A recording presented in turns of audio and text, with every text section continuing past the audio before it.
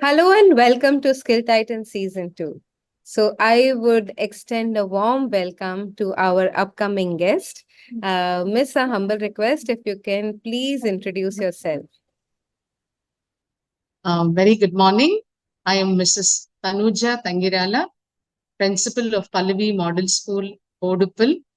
The school has been started in the year 2014, and I think in this one decade, it has been a very successful and a very satisfying journey that we had. I'm a teacher by choice, and I take pleasure to share a few unique features of our school. We've been identified as one of the 35 best and effective schools in the country for innovative practices by Center for Innovation in Public Systems. We also have the skill development courses running in our school.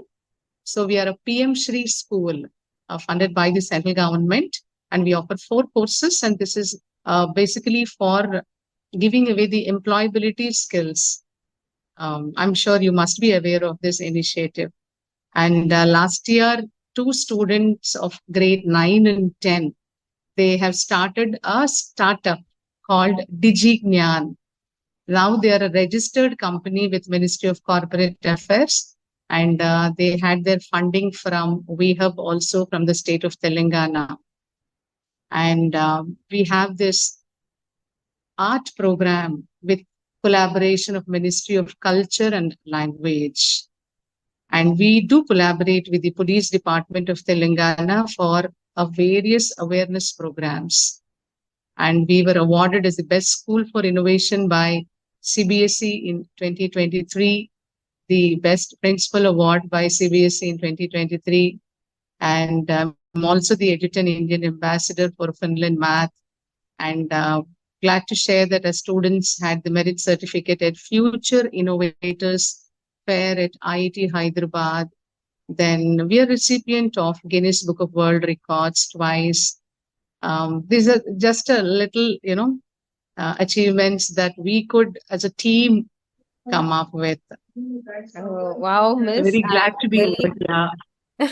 but I'm awed and I'm like taken aback because the students are doing so well in your school and really wonderful. I think we should let the world know that how ninth graders have come up with their own startup, which is already funded, it is registered. How our school is doing such innovative programs and also skill development, focusing on skill development, which I really think is a wonderful thing, and making them employable. So the relevance that your school is having is amazing. So, Miss, just further one small question because your school is at such a great level. I just want to know that, Miss, according to you, nowadays students are building startups already in your school. It is happening. So, do you think that there are some essential skills, and if yes, what are those essential skills that the students need to develop at a young age, for an entrepreneurship program or whatever, like, you think is good? So, if you can just say. What we were thinking was, entrepreneurship is a mindset. And to create that mindset, we thought we have to create an ecosystem in which um, the teachers, the management, and the parents, everybody will be a part of it. And we have given enough scope for children to experiment, to explore. And we had the support from ICT and CCMB, where once in 3 weeks and once in a month, like that, students used to come up with a lot of ideas, and then they used to document all their ideas, and we used to have this team from ICT and CCMB coming in and listening to their ideas, and in an open forum, grade 5 and above. So roughly around 150, 160 ideas used to come around, and then we used to submit all these to them. Then they used to review that and give it back. I think this is a process wherein sometimes when ideas come, we need to fine tune it. Sometimes content refinement is required. Sometimes the process refinement is required. And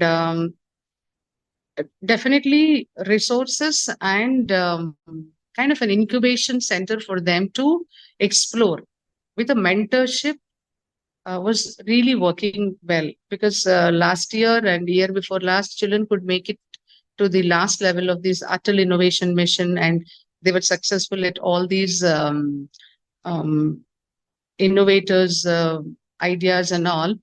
I think only because children are responding to the problems that they are seeing very closely. Because one child developed a hand glove which would um, which can do this acupressure, the physiotherapy kind of a thing, because he had a grandmother at home who was having this rheumatoid arthritis problem. So when children are coming up as a response to the problems that they are seeing, and definitely the skills that they should possess here are their problem solving with not only creativity and critical thinking, but then, that social cause aspect, when it is always present, whatever they do should be benefiting the larger society. So I think the management has been contributing, and the teachers have been contributing to give them that roadmap to, yeah, it's okay to kind of fail a few times. Let's rework on the ideas and again and again. What we've seen is introducing robotics from grade 3 has really made children to kind of have a lot of hands-on products. So they are looking at more problems around them, and they're using their creativity, critical thinking, and problem solving skills, and always not to leave behind the humane cause. It's awesome, Miss. I really like the way you said that entrepreneurship is a mindset. Indeed, it is. And it's wonderful to, see that how you're already, making sure that you're sowing the seeds of entrepreneurship for problem solving, critical thinking in our children. So that's amazing. And they're already working towards Atal Innovation Mission. And also they're pitching in front of a lot of, investors, so it's awesome. Like, so I think the next question also, like, Miss, there are a lot of new educational programs that are coming up. So what is the metrics that you would use to evaluate, or you can use to evaluate an entrepreneurship program? So, because there are some, like, children are doing these lot of entrepreneurship cohorts that they are attending. So what is the metrics that you think, that is fair for our students? See, definitely now there's no longer one size fits all. Children are so different from each other. And if I have to quote this DigiGnan, the two students of ours, they've developed a team of 20 volunteers, and they used to go to government schools. They developed a content, got it ratified by VHub team, and then the school gave them a projector, a school bus, and admin team support. They used to go to government schools to impart digital literacy, and those children did not attend school for a few days also, and they covered around 800 government school children. And they kind of came up with a revenue model also for it, which will, so that it'll be self-sustaining. So whenever they had to miss their classes and all, I mean their exams also, these children could beautifully manage it. So I think when we are evaluating these students who are involved in it, it's okay for children to miss academics. It's okay for children to miss exams. But if you look at the outcome, and if you look at the kind of impact that they had on the society, because these 800 children that they have empowered, that stands as a testimony to what these students have done. So I think the metrics is going to be it's going to be very innovative now. I think the holistic report card that CBSE talks about and all. So these children will be high on that metrics. And these are going to be the change makers. So I think they will be definitely evaluated high. And we had like one child who had gone for a music competition till the final level.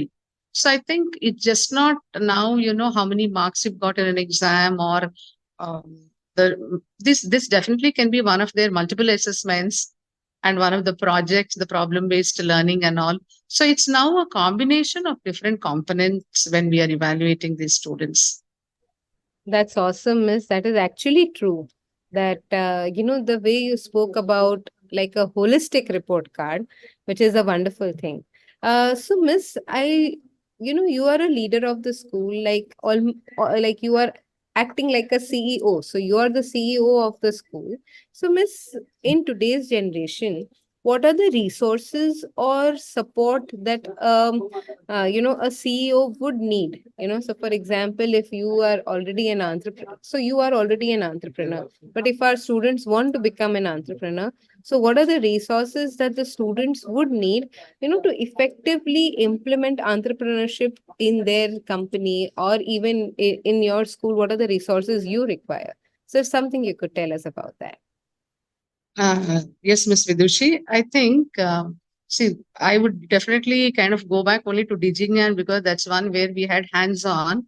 And for the first time, when children had to present their pitch, and even we were not aware. I think learn, unlearn, relearn is what even all of us are into it, because this is something that even we are trying to do it for the first time. So we had to see a lot of episodes of, Shark Tank and see how the pitch is presented, because our children presented it before the IT minister and the complete cabinet. Actually, there were around 20, 25 MLAs and all, and they were just given about 5 to 6 minutes. So to make a presentation, to do that, we have to have the understanding of the what is the present trend that is going on.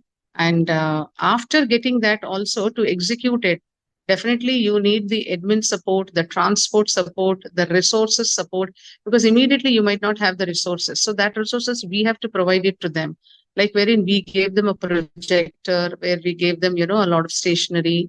And so schools definitely will have to provide that, um, in terms of material, in terms of infra, because our school, we literally got the government school children to our school and got them trained, and made them had the hands on in our own school labs. So definitely only then we could certify and give them the certificate. So definitely materials are required, monetary support is required, then the IT support is required. So only when we work as a team, keeping the bigger cause, and it was not easy to execute. We had to, even everybody came together to do this. I think only then, so the collective vision should be owned up by all. Only then it is possible. Perfect, Miss. So it is the vision, the team. I think you've spoken about it all. Miss, a small rapid fire question that I would like to ask you. Do you want Okay. our children to be job seekers or job creators? Job creators, Of because course. India is going to lead the world. All right. And another thing means, how do you think like entrepreneurship education that you all are already imparting to our children? They are doing marvelous from our school. So, Miss, how do you think that it will benefit the other future careers and personality development? I think when we take it, see, I heard somebody telling what comes at 5, what doesn't come at 5 doesn't come at 50. Reason why we brought this down to a school level is children will have to own up. See, what comes by setting up these things: a sense of responsibility, a sense of togetherness, a sense of giving back to society. I must share a small what my pre primary has done. Since they had their well being and as one of their themes for their 1 month, what they've done is they've come up with this small Ayurvedic herb, not Ayurvedic, I would say, the homemade ingredients. They've made it into a soap and things like that. So and now they are going to go as a revenue model. So this, when pre-primary does a small thing, because see, we want to make children invest in the process of well-being. And if you see, the bigger picture is that, coming back to the question that you have asked, what will children learn by this? They will learn to give back to society, and they are going to be the global leaders. And they will learn to stand up for each other. And Most importantly, they will break those stereotype job roles that have been there over a period of time. So they are going to create that, new India. Perfect, miss. I think I've become a fan of yours because the school that you're upcoming is the visionary school that I think all our children are looking forward for, where they are already pitching themselves. They are, upcoming their ideas are being taken, have been given a thought, and you are taking them to the investors, you're taking them to the government. So that is so lovely. So, Miss, it was really, really nice talking to you, and all the best. And I'm sure the children have benefited, and they're very lucky to be in your school. So, thank you so much, Miss, for Thank you. being Thank you so much, a part of Vidushi. this It was podcast. nice. And we will be waiting for our children for Skill Titan season 2. It comes on CNBC also. Last year, season 1 had come. So over there, students are pitching in front of an entire audience.